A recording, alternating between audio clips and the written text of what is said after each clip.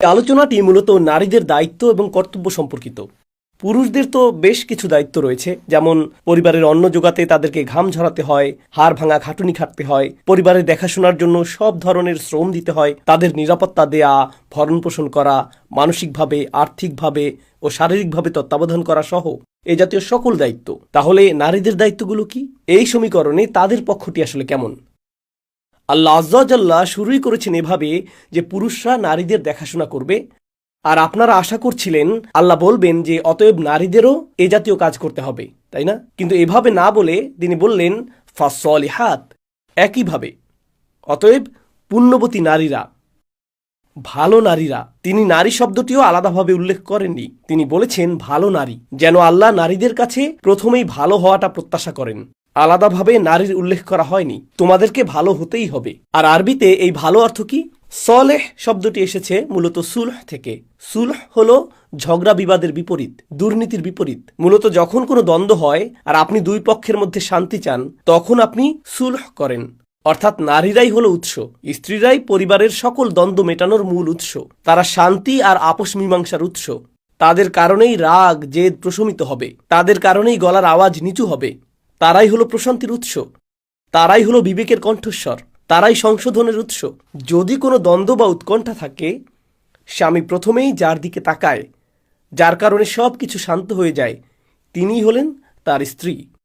স্বামীদের মধ্যে কেউ কেউ হয়তো ভাবছেন সত্যিই তাই, কারণ সব ঝগড়াঝাটি তো হলো আসলে, আপনি বলছেন যেখান থেকে সব ঝগড়া শুরু হয় সেখানেই আসলে তার শেষ হওয়ার কথা, কারণ তার গলা ছাড়া আমার ঘরে আর কারোই উঁচু আওয়াজ শোনা যায় না, আর সে ছাড়া আমার ঘরে অন্য কেউ রাগান্বিতও হয় না। পুরুষরা নিজ দায়িত্ব পালন করে না, আবার নারীরাও নিজ দায়িত্ব পালন করে না, আর এভাবেই তারা চরম টানাপোড়েন আর দ্বন্দ্বের কারণ হয়ে দাঁড়ায়। আল্লাহ শুরুতেই বলেছেন যে স্ত্রীরা হলো সংশোধনের উৎস, তারা প্রশান্ত, তারা আসলে নিজেরাই শান্তি, নিজেরাই যেন কল্যাণ। তারা সব ধরনের মানসিক চাপ দূর করে দেয়, এটাই হলো প্রথম গুণ।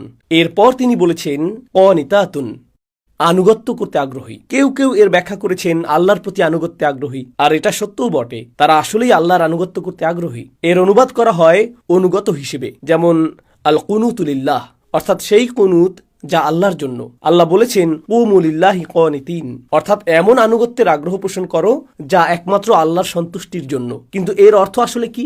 এই প্রসঙ্গ এখানে কেন আসলো? কারণ এক পক্ষ যদি এমন হয় যে পুরুষদের এটা নারীদের জন্য করা উচিত, আপনি আশা করবেন বাকিটা হবে এমন যে নারীদেরও উচিত পুরুষদের জন্য করা। তো এর মাঝখানে কেন আল্লাহ বললেন হ্যাঁ পুরুষদের জন্য নারীদের এমনটা করা উচিত, তবে এই অংশটুকু আল্লাহর জন্য? এর কারণটা হলো নারীদের স্মরণ রাখতে হবে যখন তারা প্রশান্তির উৎস হচ্ছে আর যখন তারা সংসারে শান্তি ও স্থিতি বজায় রাখছে, তাদেরকে বুঝতে হবে যে ঘরকে শান্ত রাখার ক্ষমতা একমাত্র তাদেরই রয়েছে, আর সংসারে আগুন লাগানোর ক্ষমতাও একমাত্র তাদেরই রয়েছে। তারাই সংসারের আবেগ নিয়ন্ত্রণ করে। যেমন আপনি ঘরে রিমোট কন্ট্রোল দ্বারা এসির তাপমাত্রা নিয়ন্ত্রণ করে থাকেন, ঠিক তেমনি নারীরাও সংসারের আবেগের তাপমাত্রা নিয়ন্ত্রণ করে, তারাই নিয়ন্ত্রণ করে। আর তাদের এটা ঠান্ডা রাখাই উচিত, কারণ এটা স্বয়ং আল্লাহর আনুগত্যেরই একটা অংশ। এটা আল্লাহর প্রতি তাদের আনুগত্যের আগ্রহ থেকেই আসে। অতএব তাদেরকে হতে হবে প্রশান্তির উৎস। আসলে উভয়কেই দায়িত্ব পালন করতে হবে, কারণ পুরুষরা তাদের দেখাশোনা করছে আর বিনিময়ে নারীরা শান্ত থাকছে। আমরা জানি কিছু মানুষের ক্ষেত্রে মানসিক নির্যাতনমূলক সম্পর্কের ক্ষেত্রে কি ঘটে, একজন অনবরত বলতে থাকে শান্ত হও শান্ত হও, ঠিক আছে ঠিক আছে, প্লিজ রাগ করো না। আর যত বেশি আপনি এটা বলেন, না আমার সাথে কথা বলবে না, আমাকে একা থাকতে দাও, ইত্যাদি ইত্যাদি, তো একজনকে রেগে থাকতেই হবে। হয়তো স্বামী রেগে আছে আর স্ত্রী তাকে শান্ত করার চেষ্টা করছে, অথবা স্ত্রী রেগে আছে আর স্বামী তাকে শান্ত করার চেষ্টা করছে। তারা এটাকে এক ধরনের নিয়ন্ত্রণ বা ক্ষমতা প্রদর্শনের সুযোগ হিসেবে দেখে। যেমন এবার তাকে পেয়েছি, আমি যদি এখনই শান্ত হয়ে যাই তাহলে তো তেমন পয়েন্ট পাবো না, এই সুযোগে আরো কিছুটা সুবিধা নেওয়া যাক, তাই আমি রাগের এই নাটকটা চালিয়েই যাব, দেখি এটাকে কত দূর পর্যন্ত টানা যায়। তো কাউকে এভাবে অধীনস্থ করে রাখার এই মানসিকতা, এটা আল্লাহ যা চান তার সম্পূর্ণ বিপরীত। তাই আল্লাহ বলছেন অনিতাতুন। এরপর তিনি আরো কথা যোগ করলেন নারীদের আরেকটি দায়িত্ব। তিনি বলেছেন হাফিজাতুল লিল গায়ব, তারা রক্ষা করে যা অদৃশ্য, তারা অদৃশ্য বিষয়গুলোর হেফাজত করে। এর অর্থ আসলে কি? এর অর্থ হলো স্বামী যখন কাজের জন্য বাইরে থাকে, সে তখন এমন কিছুই করে না যা তার স্বামী অপছন্দ করে। সে এমন কারো সাথে কথা বলে না যার সাথে কথা বলাটা স্বামী পছন্দ করে না। তার এমন কোনো বন্ধু বান্ধব থাকবে না যারা স্বামীর কাছে পছন্দনীয় নয়। স্বামীর অগোচরে সে কোনো নেতিবাচক আলাপচারিতায় লিপ্ত না। স্বামী স্ত্রীর মাঝখানের একান্ত ব্যক্তিগত কথাবার্তা তার মা, তার বোন বা অন্য কারো সাথে শেয়ার করা যাবে না, কারণ স্ত্রী তো সেটা গোপন রাখার কথা। স্বামী এবং স্ত্রীর মাঝে একটা গোপনীয়তা বা প্রাইভেসি থাকে।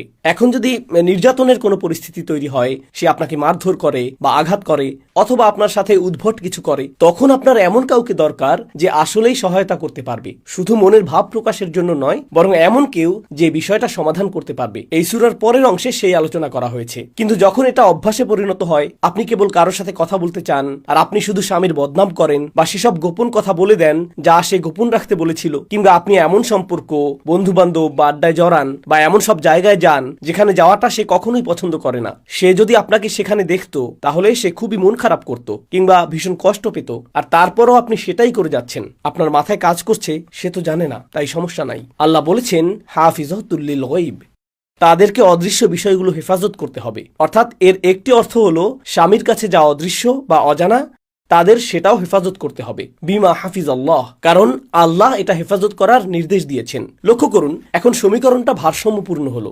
একদিকে আল্লাহ আজ্জা ওয়া জাল্লা পুরুষদের বলেছেন তোমাদেরকে ব্যয় করতে হবে, কারণ আল্লাহ তোমাদের উপর সেই দায়িত্ব অর্পণ করেছেন। বিমা ফাদ্দালাল্লাহু বা'দাহুম আলা বা'দ ওয়া বিমা আনফাকু মিন আমওয়ালিহিম। অন্যদিকে হাফিজাতুন লিল গায়বি বিমা হাফিজাল্লাহ, নারীদেরকে অদৃশ্য বিষয়গুলো সংরক্ষণ করতে হবে, কারণ আল্লাহ তা সংরক্ষণ করার সিদ্ধান্ত নিয়েছেন। তাই স্বামীর কাছ থেকে তাদের কোনো বিষয় গোপন করা উচিত না। তাদের ফোনে এমন পাসওয়ার্ড থাকা উচিত না যে স্বামী যখন বলবে তোমার ফোনটা একটু দেখতে পারি, না কেন, না এক সেকেন্ড দাঁড়াও, আগে সবকিছু ডিলিট করে নিই, ঠিক আছে এইবার তুমি দেখতে পারো। কেন? এমন তো হওয়ার কথা ছিল না। স্ত্রীর ব্যক্তিগত জীবন স্বামীর কাছে সম্পূর্ণ উন্মুক্ত থাকার কথা। আপনি তার পোশাক আর সে আপনার পোশাক। স্বামী স্ত্রীর মাঝে কোনো গোপনীয়তা থাকতে পারে না।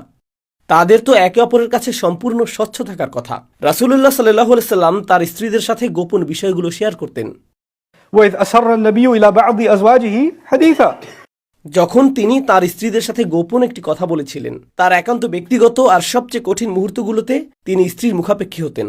আপনাদেরকে একে অপরের পোশাক হতে হবে। কেউ যখন পোশাক পরে তখন পোশাক আর শরীরের মাঝে তো কিছুই থাকে না, তাই না? আপনার পোশাক, আপনার পোশাকের ভেতরের অংশের সাথে আপনার দেহের কোনো গোপনীয়তা থাকে না। এটাই হলো জীবনসঙ্গী বা স্বামী স্ত্রীর আসল সংজ্ঞা। তাই যখন আপনি সেটা রক্ষা করতে পারেন না, যা শুধু স্বামীর জন্য বা শুধু স্ত্রীর জন্য হওয়ার কথা, তা অন্য কোথাও চলে যায়, তখন সেটাই হলো নারীদের দায়িত্বের লঙ্ঘন। এই অল্প কিছু বিষয় যা আল্লাহ উল্লেখ করেছেন যে এভাবেই আসলে ভারসাম্য বজায় থাকবে দুই পক্ষের মাঝে। الرجال قوامون على النساء بما فضل الله بعضهم على بعض وبما أنفقوا من أموالهم আর অন্যদিকে والصالحات قانتات حافظات للغيب بما حفظ الله। আমি জানি যখন এই বক্তব্য সামাজিক মাধ্যমে যাবে, আচ্ছা অমুক ব্যাপারে কি হবে, তমুক ব্যাপারে কি হবে, ওই ব্যাপারে কি হবে, যদি সে পাগলামি করে। সবাই অপর পক্ষের অন্যায় আচরণ নিয়ে চিন্তিত। নির্যাতন ঘটে থাকে, এটা অবশ্যই বাস্তব। আমি স্বীকার করছি যে এটা বাস্তব। কিন্তু আমি সবার আগে যা স্পষ্ট করতে চাই তা হলো আল্লাহ আসলে এই সম্পর্কটাকে কেমন দেখতে চান। আমি বা আপনি কি চাই তা নয়, আল্লাহ এই সম্পর্কটাকে আসলে কেমন দেখতে চান, এর সবচেয়ে মৌলিক স্তম্ভগুলো কি কি, সেগুলো যদি অনুপস্থিত থাকে তাহলে অন্য কিছুর আগে এগুলোকেই অগ্রাধিকার দিতে হবে। শত শত দাম্পত্য সমস্যা থাকতেই পারে, একটা পরিবারে শত সমস্যা থাকতে পারে। যদি আমার বলা এই অল্প কিছু বিষয় নিয়ে সমস্যা থাকে, তবে বাকি সবকিছুই আসলে নগণ্য। এগুলোই হলো মুখ্য বিষয়, এটাই মূল সমস্যা।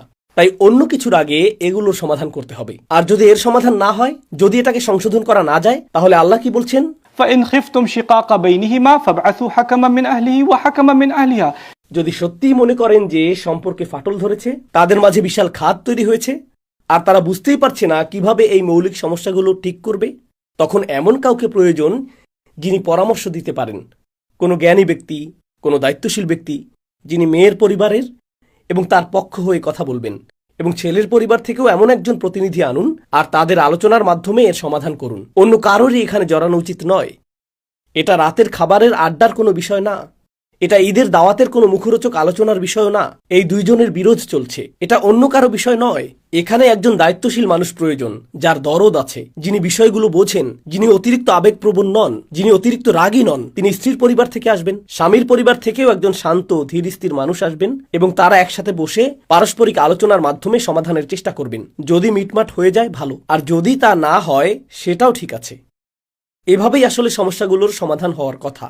এভাবেই পারস্পরিক ঘৃণা সৃষ্টি রোধ করা যায়। জানেন অনেক সময় কি ঘটে থাকে? মানুষ ভাঙা সম্পর্ক নিয়েই বাস করতে থাকে, তারা কাউকে জানায়ও না, ভাঙা সম্পর্কটাকে জোড়াও লাগায় না। তারা এভাবেই একে অপরের প্রতি ঘৃণা পুষে রাখে।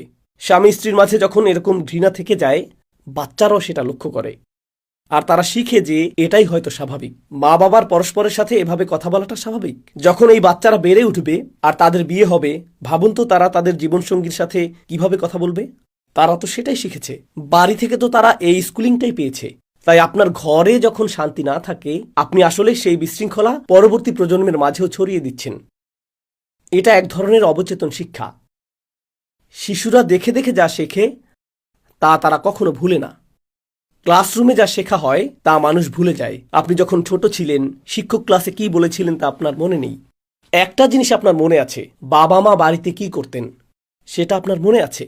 আজও এই বয়সে এসেও আপনি সেটা মনে রেখেছেন, কারণ মানুষের ব্যক্তিত্বের উপর এটা একটা গভীর ছাপ ফেলে। তাই এটা শুধুমাত্র স্বামী স্ত্রীর মধ্যেই সীমাবদ্ধ থাকছে না, এটা মূলত আমাদের রেখে যাওয়া আদর্শের অংশ।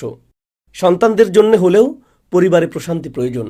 আমি আন্তরিকভাবে দোয়া করি আপনারা যারা বিবাহিত স্বামী এবং স্ত্রী, তারা যেন সত্যিই নিজেদের দিকে লক্ষ্য করেন এবং বুঝতে পারেন যে আল্লাহ যেভাবে চেয়েছেন সেভাবে আপনারা দায়িত্ব পালন করছেন কিনা। আর আমি আন্তরিকভাবে আশা করি যদি আপনারা খুব কঠিন কোনো দাম্পত্য সংকটে পড়ে যান, তবে যেন নিজেদের পক্ষ থেকে, নিজেদের পরিবারের থেকে বিশ্বাসযোগ্য কাউকে খুঁজে পান। যদি পরিবারে নির্ভরযোগ্য কেউ না থাকে, কারণ এমনটাও ঘটতে পারে, হতে পারে সবাই অবিবেচক, সেটা হতে পারে সবাই হয়তো অবিবেচক, তখন আপনাকে এমন কাউকে খুঁজে বের করতে হবে যে অন্তত আপনার পক্ষটি যুক্তিসঙ্গতভাবে তুলে ধরে আপনার হয়ে কথা বলতে পারবে। কারণ আপনি যদি নীরবে নির্যাতন সহ্য করতেই থাকেন, তাহলে আসলে যা ঘটছে তার জন্য আপনিও আংশিকভাবে দায়ী। এটা শুধু আপনার সাথেই নয়, আপনার সন্তান বা ভবিষ্যৎ প্রজন্মের সাথেও সম্পর্কিত, তাই না? কারণ কারো প্রতি ক্ষোভ নিয়ে বেঁচে থাকা মোটেও সমীচীন নয়। এটাও সমীচীন নয় যে কারো দিকে তাকাবেন আর সারাক্ষণ মনে করবেন সে আপনাকে কতটা কষ্ট দিয়েছে। অশান্তিতে দিন কাটানো সমীচীন নয়। বিয়ের মূল উদ্দেশ্যই ছিল লিতাসকুনু ইলাইহা। আল্লাহ ভালোবাসা এবং যত্নের উল্লেখ করারও আগে, মাওয়াদ্দাত ওয়া রাহমার উল্লেখ করারও আগে বলেছেন বিয়ের প্রথম উদ্দেশ্যই হলো যাতে তোমরা একে অপরের মাঝে প্রশান্তি খুঁজে পাও। তার দিকে তাকালে আপনি যেন প্রশান্ত হয়ে যান, স্বস্তি পান। অবশেষে আমি একটা নিরাপদ আশ্রয় পেয়েছি। এটাই সেই জায়গা যেখানে আমি মর্যাদা পাবো, অপমানিত হব না, অতীতের ভুলগুলো মনে করিয়ে আমাকে খোঁটা দেওয়া হবে না। আমি সম্পূর্ণরূপে স্বস্তিতে থাকব, কারণ আমি আমার জীবনসঙ্গী স্বামী বা স্ত্রীর সান্নিধ্যে আছি। যদি সেটা না থাকে তবে তা সৃষ্টি করতেই হবে। আর যদি নিজে নিজে সেটা করতে না পারেন, তাহলে আপনার বাহিরের সহায়তার প্রয়োজন, বিশেষজ্ঞ সহায়তা প্রয়োজন। আল্লাহ আমাদেরকে তৌফিক দান করুন যেন আমরা ভাঙা সম্পর্কগুলো ঠিক করতে পারি এবং আমাদের নিজেদের ও পরিবারের জন্য যা উত্তম তা করতে পারি। আল্লাহ আমাদের তৌফিক দিন এবং সেই সামর্থ্য দান করুন যেন আমরা সঠিক সহায়তা গ্রহণ করে ভাঙা বন্ধনগুলোকে আবারও জোড়া লাগাতে পারি। বারাকাল্লাহু লি ওয়া লাকুম ফিল কুরআনিল হাকীম ওয়া নাফা'নি ওয়া ইয়্যাকুম বিল আয়াতি ওয়ায যিকরিল হাকীম। الحمد لله وكفى والصلاة والسلام على عباده الذين اصطفى خصوصا على أفضلهم وخاتم النبيين محمد الأمين وعلى آله وصحبه أجمعين. قال الله عز وجل في كتابه الكريم بعد أن أقول أعوذ بالله من الشيطان الرجيم إن الله وملائكته يصلون على النبي يا أيها الذين آمنوا صلوا عليه وسلموا تسليما اللهم صل على محمد وعلى آل محمد كما صليت على إبراهيم وعلى آل إبراهيم في العالمين إنك حميد مجيد اللهم بارك على محمد وعلى آل محمد كما باركت على إبراهيم وعلى آل إبراهيم في العالمين إنك حميد مجيد. عباد الله رحمكم الله اتقوا الله إن الله يأمر بالعدل والإحسان وإيتاء ذي القربى وينهى عن الفحشاء والمنكر ولذكر الله أكبر والله